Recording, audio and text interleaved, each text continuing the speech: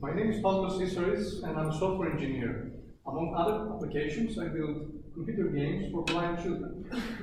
Today, I'm going to talk to you about my university thesis, titled Internet of Things and Agricultural Appliances. Again, it is my honor to be here as a contestant of the competition. Before delving into all the technical details of the Internet of Things,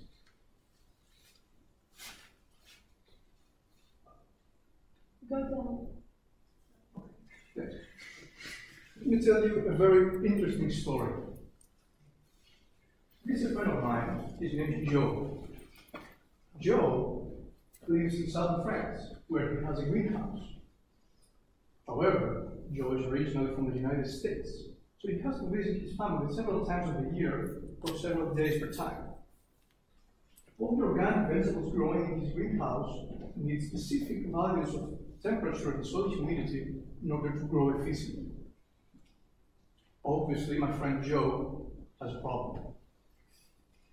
Joe would like to have a way of knowing the exact state of his greenhouse at any given time. This monitoring system should be fully automatic because Joe leaves the greenhouse for days. And of course, we want it to be as low cost as possible with no bulky or expensive equipment. My proposed solution is to use the Internet of Things. But what is Internet of Things and why should we use it? The Internet of Things is a relatively new technology built upon mainly 4 pillars of technological advances. First of all, we have the Internet. And now with IPv4 IP addresses, we can have billions of devices connected directly to the Internet. We have fast and cheap communication. We have small yet powerful devices, microcontrollers, let's see the Arduino microcontroller, which consume little power. So let's build this application right now. What we're going to build is a network of sensors that will read the data from the soil, from the air, and that are going to be attached to microcontrollers. Let's call these microcontrollers slave microcontrollers. The slave microcontrollers will be connected to radio frequency to a master microcontroller. Then, the master microcontroller will send the data via the internet to a remote database or web storage module. Then we will give Joe the ability to see the charts of all the data provided into this smartphone. We will also build solar panel as a proof of concept to feed with power one of the slave microcontrollers. Our ingredients, of course, for this amazing recipe are numerous sensors. I used soil humidity sensor, air temperature, carbon monoxide, and methane. We will use microcontrollers. I used Arduino Uno for the mass microcontroller and Arduino Nano for the slave microcontrollers. We use radio frequency on the microcontrollers to communicate. We will use a Wi-Fi module. I use the inexpensive ESP8266. And server-side application that will read the data and store it into a database. And then smartphone application. This is how a slave microcontroller looks. We have the Arduino Nano, the radio frequency transmitter module, and the sensor. Here I put the soil moisture sensor. So what the slave microcontroller does is that it reads the data from the sensor, it sends the data to the master microcontroller, and then it goes to the deep sleep state for another 15 minutes. The master microcontroller reads the data from the radio frequency receiver module, and then it connects to the internet and sends the data. What about the power efficiency? I built a solar panel that has 2 batteries, 1.5 volts each. Then it charges the batteries and it feeds directly one of the slave microcontrollers with 3 volts. This is the back side of the solar panel. This is roughly the network schema.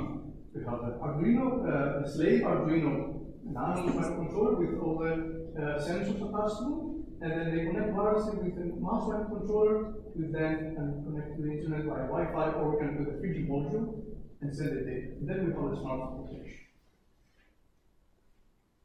But how can we tackle the problem of a very low range of Wi-Fi or very expensive subscriptions of 3G program? Let's take this application really to the next level by using the next big thing in the Internet of Things. Let's use the LoRaWAN network. The LoRaWAN network is built upon the LoRa protocol, and it has very big characteristics of big range. In order to build a LoRaWAN network, we need at least two devices. We need a special device named the gateway that is connected to the instrument by Wi-Fi or Ethernet. And then we need a LoRa-enabled device. So we need a microcontroller able to speak with the gateway via the LoRa protocol. The LoRaWAN is a crowdsourced network, meaning that if I own a gateway, and if you or everyone has a LoRa-speaking device in a 10-kilometer radius, my gateway can use it. It's in a public frequency. So we need the LoRaWAN gateway, and right now the Things Network Not-for-Profit Organization has launched a Kickstart project building new LoRa gateways for as low as $200. And their vision is to fill the world with all the LoRaWAN networks so that everybody can have a LoRa-speaking device and connect directly to the internet. So our big solution is a very efficient in terms of power. The Arduino mouse microcontroller consumes 500 milliwatts. The Arduino Nano consumes 200 milliwatts. And they cost $40 for the master node and $15 for the slave node. If we have an agricultural item, a field of 400 square meters, we would need as low as $4,000 to have this solution for our field. Again, we built a smartphone application that gives Joe the ability of reading the charts, reading the data, and this is built on a hybrid framework named Cordova framework. What hybrid means is that this application can run both in Android and iOS devices, so you have a single code base for that. This is how the smartphone application looks. You have a menu of the values, and then you have charts from the sensors. You can add and remove sensors and devices as much as you want. This is the temperature chart, the humidity chart before, and we have a methane and a carbon monoxide. Let's see what we achieved so far. Joe would like to have a way of monitoring the greenhouse. Check, we did. This monitoring system should be self-operating, should be fully automatic. Check, we did. And it should be as affordable as possible with no big or expensive equipment. We did. In essence, we built a minimal IoT ecosystem. And I say ecosystem because the nodes are interchangeable, the technologies are interchangeable. We can add sensors, we can remove sensors, we can use Wi-Fi, we can use LoRa, and imagine what are the possibilities of transmitting all this paradigm of this network into other applications. Literally, our options are limitless. And to conclude, I would like to just read the IoT values. We have cheap, small components. We use open hardware, meaning the Arduino, or open software technologies, so that they can be modified as much as we want.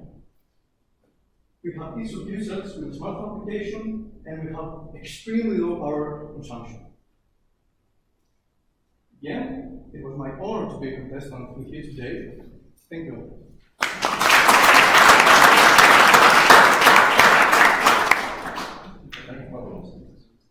I recommend anybody who likes fiddling around stuff, get involved with Arduino. They'll cost money as well. Right. Questions?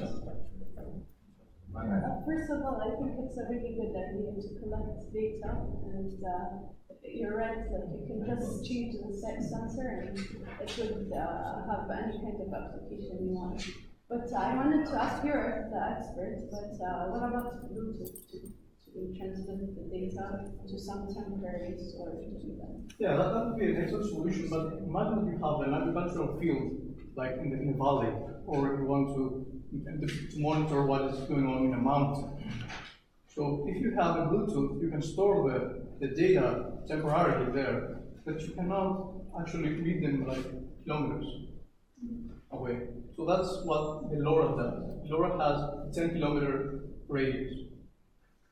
What frequencies do they use? Its public frequency, if I'm not mistaken, is about 800 megahertz. Okay, so it's near the TSM. And what kind of timing? Must be low power because your Arduino. Yes, the Arduino Uno LoRa shield draws about 100 million amps. So it's very power efficient.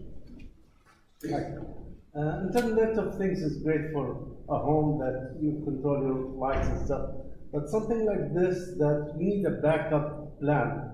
Because, you know, if the water goes bad or something and you're in the States, then the whole thing doesn't help you. Exactly. So that is the next stage of this application. This is, in essence, a monitoring application, so that you can know what is the state of your field, of your plants. In the next steps, you can make this an actuating network, so that you can push a button on your phone and then the plants get water.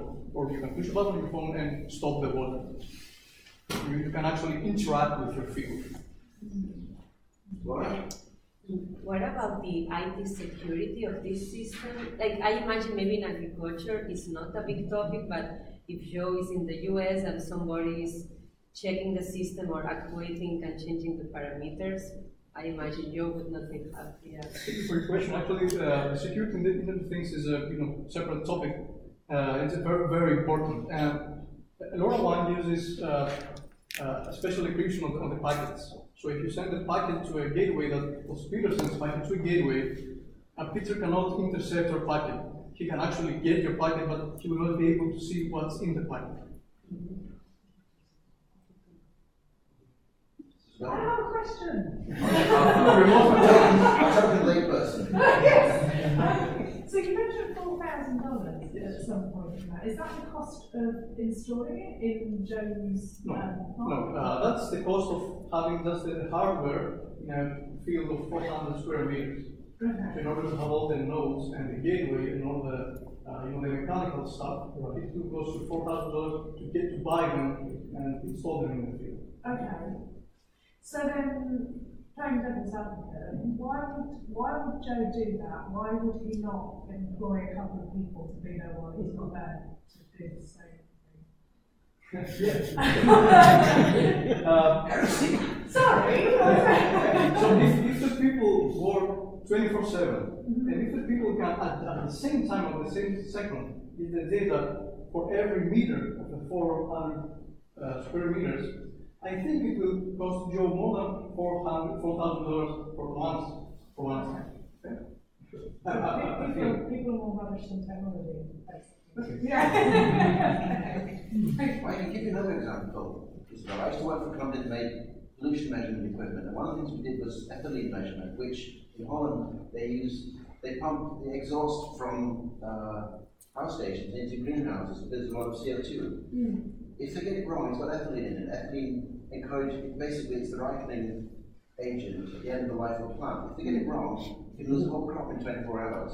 So if your guy takes goes visiting every 8 hours, and something like that happens, kaboom. And also they will need to write down the methane value, write down, and then get all the written down things together, and then send it to Joe.